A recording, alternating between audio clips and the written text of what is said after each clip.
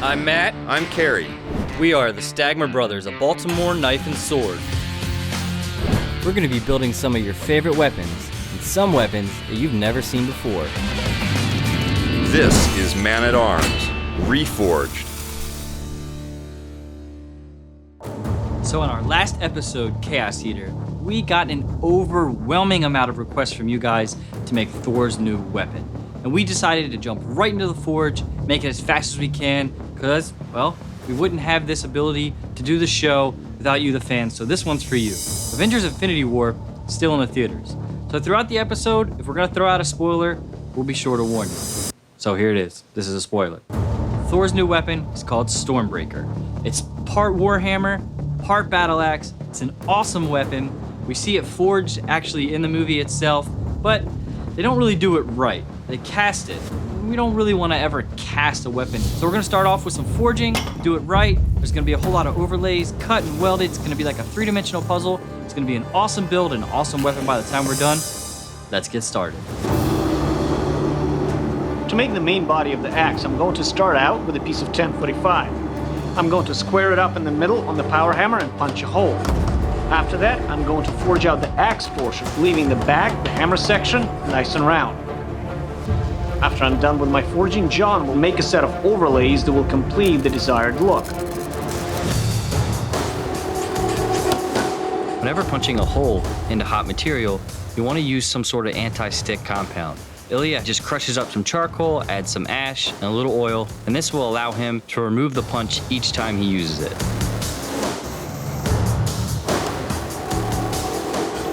You can see Ilya first just lightly hits to create a mark so he knows where to hit. Again, goes to the heat, comes back, we'll move back to the hammer. This is gonna take a while to punch through, but once he's halfway through, he can flip the material over, carefully mark it, and begin the process again.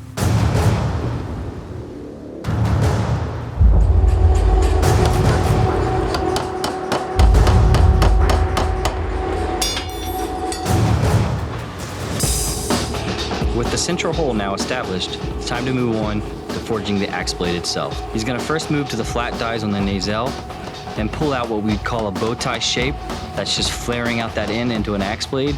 He's then going to use several different dies, both a top tool and fullering dies, to pull the material out top and bottom to get the desired width.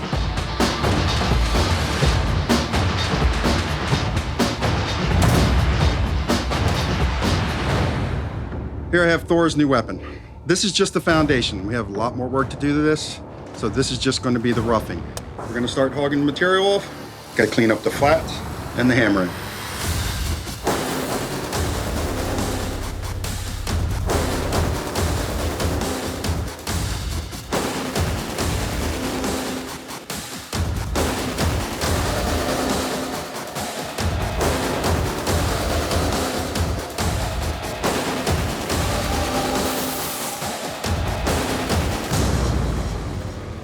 With the core of the axe now forged and ground, it's time to start on the overlays that create the real look of Stormbreaker. So to create the form that you see on the hammerhead side of this axe, Ilya's forged just that big round section, and that's going to protrude through, and that'll be our striking surface.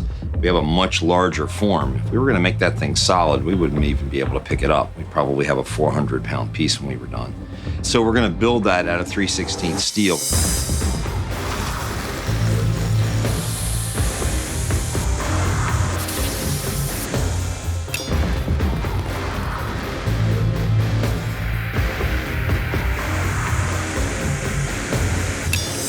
So Kerry has welded up the pieces that he plasma cut for our hammer end. So this will go over the round stock and be the actual end of our hammer. He welded all those pieces together, making basically a 3D puzzle.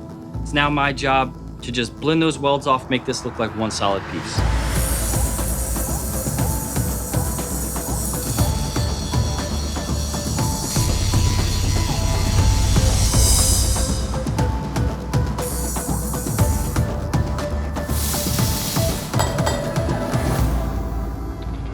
Okay, I've started to weld the overlay sections onto our Thor's hammers. We went ahead and cut these heavy steel cheek plates for the side of the axe. I want something like that, and then we'll fill these sections, kind of like a big hollow box. The drawing shows a V-shaped channel on the side.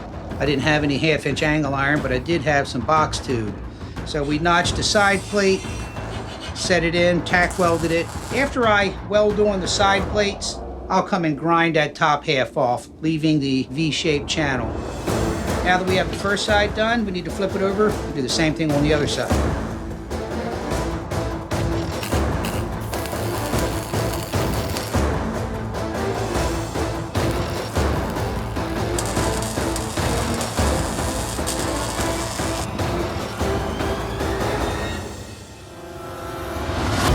John has made a ton of progress on our hammer. So you can see he's TIG welded and blended a lot of the seams from all the panels. He also took our square tube, ground it flat, so now we have a nice V canal running along the center of the hammer. He's also gone in with the TIG and welded our seams, so we'll be able to sand that back flat. That'll be nice and flush, it'll look like one fluid piece. Now on the edge itself, he's done a lot of fill weld. I'll have to hollow grind that, blend it all in as one. And we've started making our axe points for both the top and the bottom of the axe. Now this piece, which we've already ground to shape, started as this piece, believe it or not. So this is 2 pieces of 1/2 inch welded together. We then slotted right here so it fits nice and tight. This will have to get welded here and in the back, and then our cover plate will fit over top like that, be welded solid, and then it'll really start to look like a solid axe, not a hollow one. So next thing, let's move to the narrow wheel and I'll finish this piece off, and then we'll go back to the main grinder and I'll grind this solid block and show you how we made it look like this.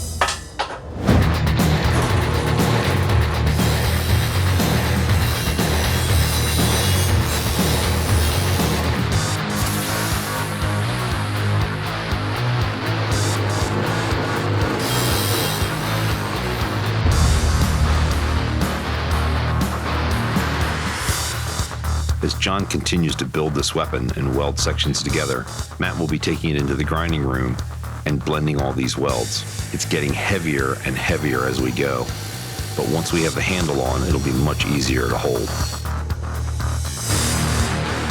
The very last thing that we have to do before adding overlays is to make sure the base of the hammer is completely polished. I'm going to use a soft wheel, 220 grit, take my time, and make it look as good as possible before we move on to adding those overlays.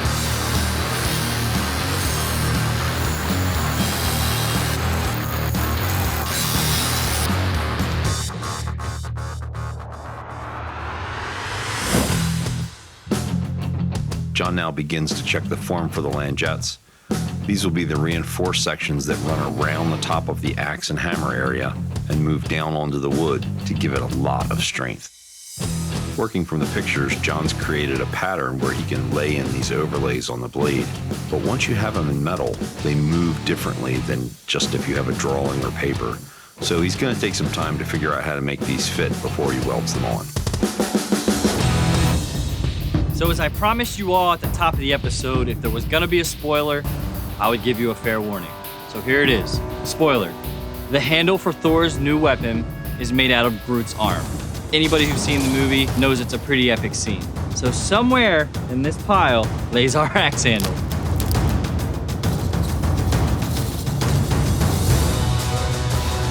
Okay, spoiler alert. Of course I didn't make our handle out of a tree branch that's been sitting out in the rain rotting for a couple months. What I did was I took a 4x4 of nice hardwood, took it to the sander, and carved my shape. Afterwards, I went to the narrow wheel and carved in a natural tree branch kind of texture. This is definitely the way to go.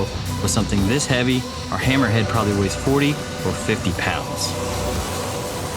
Only a couple weeks ago, you guys requested this build, and we did our best to make it as fast as we possibly can. John put a lot of effort into this one. It was a real challenge making a box around a hand-forged piece. I think he did an awesome job, and for our final spoiler, this axe is awesome.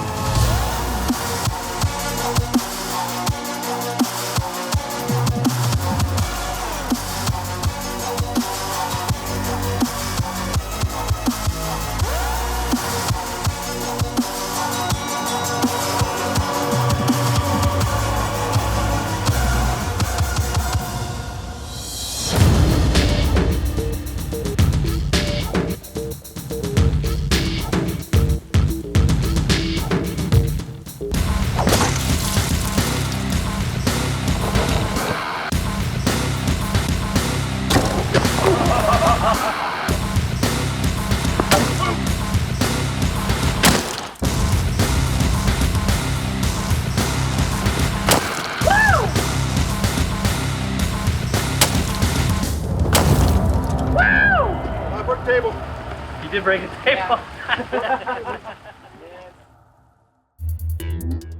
Click here to subscribe or click here to watch more episodes.